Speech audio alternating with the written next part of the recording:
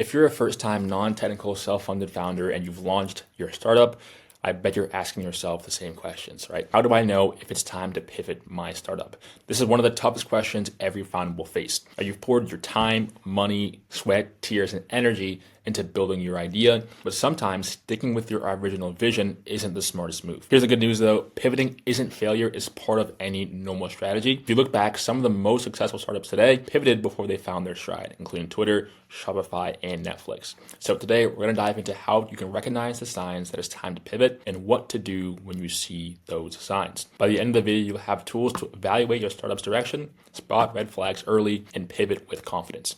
But before we get into the video, you may be wondering who I am and how I know what I'm talking about. My name is Timothy John Uzebu. I'm the co-founder of Benmore Technologies. We specialize in helping non-technical, self-funded, first-time founders turn their ideas into real functional software products. Over the years, we've partnered with founders from all kinds of industries, including healthcare, real estate, marketing, logistics, and more. The applications that we have built have gone on to raise funding from investors, bring in millions in revenue, and partner with companies like Microsoft, JP Morgan, and more, while serving tens of thousands of users around the world, including companies like the New York Times, Toronto Raptors, and Google. So it's safe to say that we know a thing or two about building software applications for non-technical founders. So getting back into the topic of today's video, the first question we need to ask ourselves is, what even is a pivot? In simple terms, a pivot is a deliberate strategic shift in your business direction to better align with user needs, market demands, or growth opportunities. It's definitely not scrapping everything and starting over. It's more of a tactical adjustment to ensure you're directionally correct on the path of success. So here's what that might look like. It could be targeting a new audience, right? If you realize your product resonates more with a different demographic or industry, then you might actually go ahead and want to pivot. Secondly, if you're going to adjust your core feature set, that means shifting your focus to a singular feature or value proposition that users are gravitating towards more easily. It could also look like changing your business model. It can mean going from a subscription-based model to freemium or from B2C to B2B. Right? Now, some famous examples of pivots. You might know a couple of these, you might not. Twitter, which was formerly Odeo. Odeo started off as a podcasting platform, but when Apple launched iTunes, the team realized they really couldn't compete in that market. So instead of fully throwing in the towel, they pivoted into a completely new direction, creating a microblogging platform. That pivot became Twitter, now worth billions of dollars. Number two is Shopify, which was formerly just Snowdevil. So Shopify began as an online snowboard shop called Snowdevil. While running the shop, the founders realized that the e-commerce tools they built were more valuable than the snowboards themselves. So they pivoted to focus solely on the e-commerce software, and today, Shopify powers millions of stores online. So now that we know exactly what a pivot is, let's talk about some signs to really understand when it's time to pivot with your software product. Number one is low market demand, right? If your product isn't gaining traction, it could mean you're solving a problem that no one actually cares about.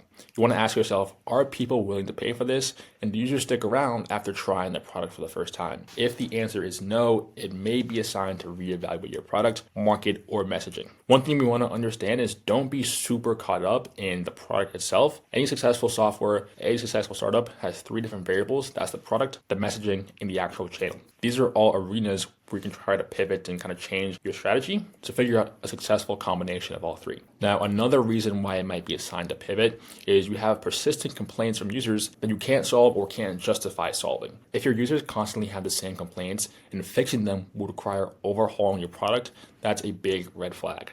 Right? Sometimes the issue really isn't in the execution, it's that the idea itself doesn't fully solve the problem that users are facing. So an example of this is Instagram. They started off as Bourbon, a location-based check-in app, but users weren't actually that interested in the check-in feature. They were more obsessed with the photo sharing tool itself. So the team stripped away everything except for photos, added filters, and then rebranded as Instagram. Number three, and perhaps the most important for bootstrap founders, is if you have poor unit economics. Now, I'm no economist myself, but this one becomes very apparent once we break down the numbers, so we're able to see exactly how this impacts a startup. Diving a bit deeper, if your revenue model doesn't scale or your customer acquisition costs are too high, you've got a very serious problem, especially as a bootstrapped founder, right? No matter how great your product is, if the numbers don't work out in the long run, your startup probably will not survive. Now, one thing to pay attention to is that in the long run, of course, you're probably not going to crack acquisition or really these unit economics in the first month, first 6 months, maybe even in the first year. But after that, if you still haven't found something that works in the long run, you're probably barking up the wrong tree. To dive into this a bit deeper, let's break down some of the two most important metrics for bootstrapped software products, which is LTV to CAC and payback periods / cash conversion cycles. LTV stands for customer lifetime value, and CAC stands for customer acquisition costs. So the LTV is a total revenue that you can expect to earn from a customer over the entire time they use your product. That is an average across all your customers. And your CAC is how much it costs you to acquire a customer on average, right? This includes everything from marketing and advertising to sales. Now, when it comes to bootstrap software products, the general rule of thumb is that your LTV should be at least 3 times greater than your CAC for your business to be sustainable. Why is that? It's because you need to ensure that you're making enough money from each customer to not only cover the cost of acquisition, but to have some funds set aside to reinvest in your business and maintain profitability. If your LTV to CAC ratio is too low, right, 1-to-1 or 2-to-1, you're essentially spending too much to acquire customers compared to the value that they're bringing in. Now let's pause here and make a big distinction from bootstrapped to venture-backed, right? Say 6, 7, 8 figures throughout your rounds, then this may not be as big of a concern to you, right? You're more so worried about how can I really put the pedal to the metal when it comes to growth, and the actual unit economics aren't as big of an issue, especially early stage. If you haven't raised millions of dollars and you're either funding this through a smaller friends and family round or just your own personal funds, then you really need to be cognizant of the unit economics from day one and constantly iterating both the messaging, product, and the channels to make sure that you're hitting a sweet spot here to be at a very bare minimum 3-to-1 LTV to CAC. And honestly, it should be quite a bit higher in the early stages before you could scale. Now, let's talk about payback period, which is the amount of time it takes to recover the CAC from a customer. For example, if your customer acquisition cost is 100 and your customer pays you $50 per month, then that means you divide 100 divided by 50 means you get your payback period is 2 months. Again, for bootstrap founders, shorter payback periods are crucial. A long payback period means you're tying up cash in customer acquisition, which can cripple your ability to grow or invest in other areas of your business. Ideally, you want your payback period to be under 6 months for a healthy cash flow. And for a bootstrap startup, it really should be getting as close to 0 as possible. Unlike VC-backed startups, you don't have the luxury of burning through millions of dollars in cash in the short term to quote unquote figure things out later. So here's why focusing on LTV to CAC and payback periods matters for bootstrap founders. Number 1 is cash flow is king. A poor payback period can drain your resources quickly, making it impossible to invest in growth or scale, right? You might be thinking, hey, on paper, we're making 5-to-1 in these marketing channels, but since your payback period is 10 months, you ran out of money. There's no money in the actual bank account. And that's a big problem that a lot of startups run into early on. Again, number 2 is that every dollar counts. If your customer acquisition cost is too high, you'll burn through cash before you see any meaningful return.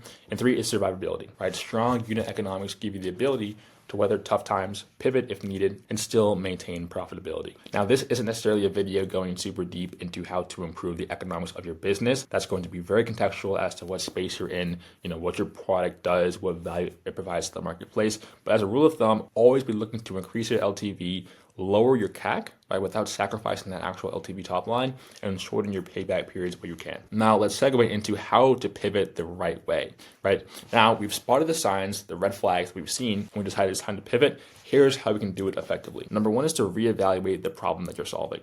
Ask yourself, what problems are we solving, and is this still the right problem to solve? Sometimes the issue isn't even the problem itself, it's your approach to solving it. So making sure that you're still directionally correct is very important before deciding when to pivot or how to pivot the right way. Number 2 is you want to test new assumptions.